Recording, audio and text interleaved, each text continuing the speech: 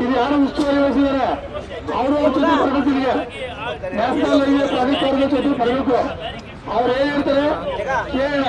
ಇವತ್ತು ಯಾವ ಹತ್ರ ಕೂಡ ನಮ್ಮ ದೇಶ ಇವತ್ತು ಯಾವ ವೆಹಿಕಲ್ ಕೇಂದ್ರವನ್ನು ನೋಡಂಗಿಲ್ಲ.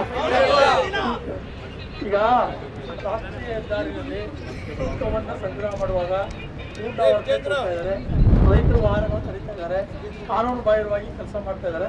ಅದನ್ನ ಖಂಡಿಸಿ ಹೋಗ್ತೀವಿ ನೋಡಿ. ರೈತರು ವಾಹನಗಳು ತಗೊಂಡು ಹೋದ್ರೆ ಅದಕ್ಕೂ ಸುಂಕ ಕೇಳ್ತಾ ಇದ್ದಾರೆ. ಕಾನೂನಿನಲ್ಲಿ ಸುಂಕ ವಸೂಲಿ ಮಾಡೋಂಗಿಲ್ಲ. ಮತ್ತೆ ಸುತ್ತಮುತ್ತ 10 ಕಿಲೋಮೀಟರ್ ವ್ಯಾಪ್ತಿಯಲ್ಲಿ ರೈತರ ಯಾವ ಸುಂಕ ಕಲೆಕ್ಟ್ ಮಾಡೋಂಗಿಲ್ಲ ಅಂತ ಹೇಳಿ ದೊಡ್ಡ ಕೆಟ್ಟ ಕೆಲಸಗಳನ್ನ ಮಾಡ್ತಾ ಇದ್ದಾರೆ. ಅದರ ವಿರುದ್ಧವಾಗಿ ನಾವು ಹೋರಾಟ ಮಾಡ್ತಾ ಇದ್ದೀವಿ. ಈಗಾಗಲೇ ಜಿಲ್ಲಾಡಳಿತಕ್ಕೆ ಮತ್ತು ಪೊಲೀಸ್ ಅಧಿಕಾರಿಗಳಿಗೆ ನಾವು ಒತ್ತಾಯ ಪತ್ರ ಕೊಟ್ಟಿದ್ದೀವಿ. ಇವತ್ತು ರಾಷ್ಟ್ರೀಯ ಹೆದ್ದಾರಿ ಪ್ರಾಧಿಕಾರದವರು ಬಂದಿದ್ದಾರೆ. ಅವ್ರು ಈಗ ಮತ್ತೆ ಲೋನ್ ಸಂಗ್ರಹ ಮಾಡ್ತಾ ಇರೋದು ಯಾಕೆ ಅಂತ ಹೇಳಿ ಪ್ರಶ್ನೆಯನ್ನ ಮಾಡ್ತಾ ಇರೋದು.